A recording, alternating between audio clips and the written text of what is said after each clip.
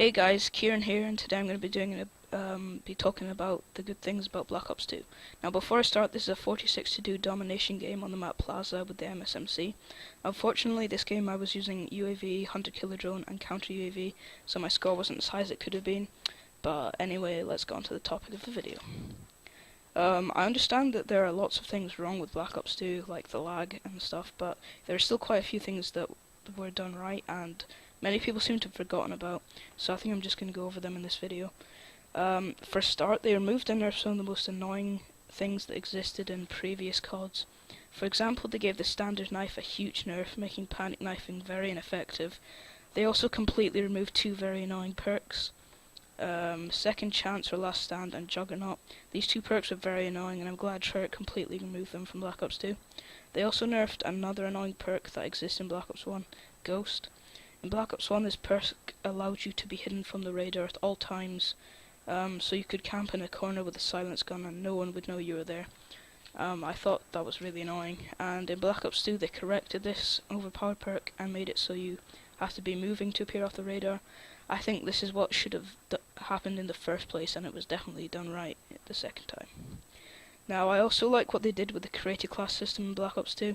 The 10-point system allowed for much more creative and unique classes compared to the older CODs. Now, another thing I liked was how they removed pro perks from the game. Now, other people may argue with me that it was something added to the game and it was kind of like a good thing, but I personally don't like it because you had to spend ages trying to get some of the pro perks, which could be very frustrating. And as I said, it could take quite a lot of time.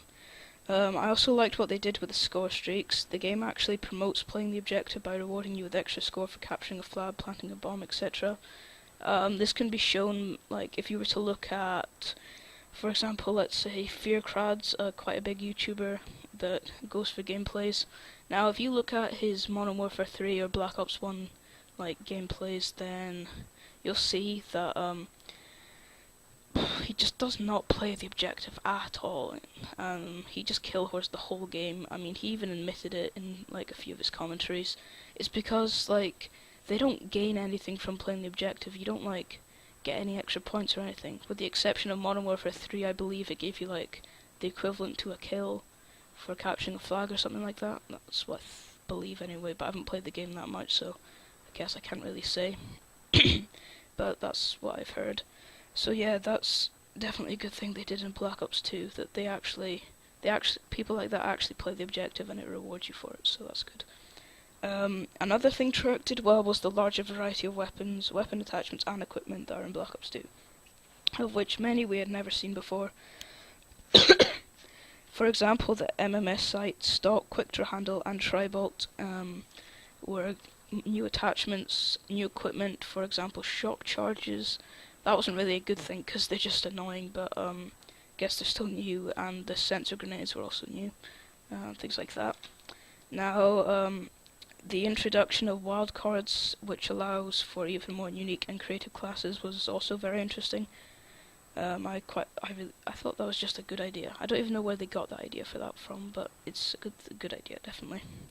The grenade launcher, otherwise well known as the noob tube, which was a big issue in older CODs, also saw a large nerf, making it very hard to use effectively. On a slightly different side of Black Ops 2, the DLCs have been better than ever before in a COD game. In the first DLC, Revolution, we saw 4 new maps. Firstly, Grind, which was a very small and fun map. Downhill, a medium-sized snow map, which I personally quite enjoyed. Hydro, an alright map, but I can never seem to do very well on it, so I don't really like it that much, but it's an alright map. And the final map, Mirage, which had to be the worst map on the DLC, as everyone just camps in it and it just isn't fun. I guess it's okay, but not that good. We also saw a new zombies map called Die Rise, which was very confusing, yet very fun. And there was also a completely new zombies game mode added called Turned, which allowed the player to play as the zombie. I have done a separate review on that if you wanted to learn more about the game mode, so just scroll down my channel and you'll see that. Now the star of that DLC would have to be the new gun which was introduced called the Peacekeeper. which is an SMG assault rifle hybrid, which I consider as a very usable gun. It wasn't overpowered, however, so it didn't like make the game worse or make it unbalanced or anything. Now, after Revolution was released, some micro DLC was released, which contained new camos, reticles, and calling cards, which were fun to use, but a bit of a rip-off if you think about it. Like, even if you had bought the season pass, which cost like, what was it, like £30 or something, like you'd still have to pay more for some calling cards and camos and stuff. But it's only 160 Microsoft points per one, so it's not that bad. I mean, if you didn't have to buy, you didn't have to. If you didn't want to, you didn't have to, so it's not that bad. But anyway, after that, the second DLC, Uprising, was released. Unfortunately, it contained no new weapons or game modes, but the maps were far better in my opinion. Firstly, the fan favourite map Firing Range from Black Ops 1 was remade into a map called Studio, which was a very good idea by Treyarch and most people loved it. The next map, Encore, was also a fun map based in the UK on a music concert type thing, which was a good map to play and it was pretty fun. The third map, Vertigo, was also a good map. It was very close quarters and fast-paced map, which always makes for a good map. The final map, Magma, was probably my least favourite map, as it was a bit big, but it was still a decent map, much better than Mirage from Revolution. The Zombies map included in Uprising was called Mob of the Dead, and it was outstanding. Everything about it was just crazy. Like, the detail was amazing. It was so fun and interesting. You felt like you were actually there in Alcatraz fighting zombies. Every time you'd complete something, there'd be a new thing to do, and it was just so fun. A short while after the second DLC was released, they added a new game mode called Arms Race. It was basically just team deathmatch, except you got 150 score per kill instead of the usual 100. I think it would have been better if they put the score in TDM and free for all up to 125 instead of adding a whole new game mode in, but there's nothing wrong with it. A new game mode is a new game mode. You don't have to play if you don't want to. I quite liked it personally, but some people don't because like all the tryhards go into that game mode. Like everyone wants to get a good score goes in that game mode. So yeah, but if you can get a good lobby, you can get a really good score.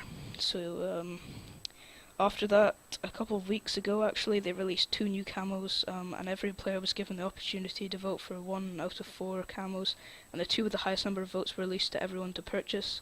The 4 camos were Comic Book, Cyborg, Dragon and Paladin. Cyborg and Dragon won, but I didn't really like Dragon, so I've only bought Cyborg. Don't know, it was pretty cool, camo, it like glowed and stuff, so it's pretty cool. Anyway, apart from the DLCs, the standard zombies was also very fun. It was completely different to the maps in World at War and Black Ops 1, and it was very refreshing. The campaign was surprisingly good as well, because you could change things that happened, like change the final outcome of the campaign, so it was a bit like an RPG game. Also, you could select your classes for the campaign, which I definitely thought was a good thing. Something else that Treyarch improved from the first Black Ops was the colours in the maps. All of Black Ops 1 were really dull and boring, and Black Ops 2 is the complete opposite. So yeah, that's about it for this video, guys.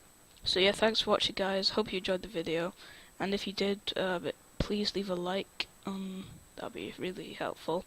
And also, if you have any ideas for future videos for me to talk about them, please comment them in the comment section, because as you can tell, I'm really lacking ideas and I don't know what to make videos on, as you can see, because I haven't made a video in quite a while. So yeah, thanks for watching, guys. Hope you enjoyed the video. Peace.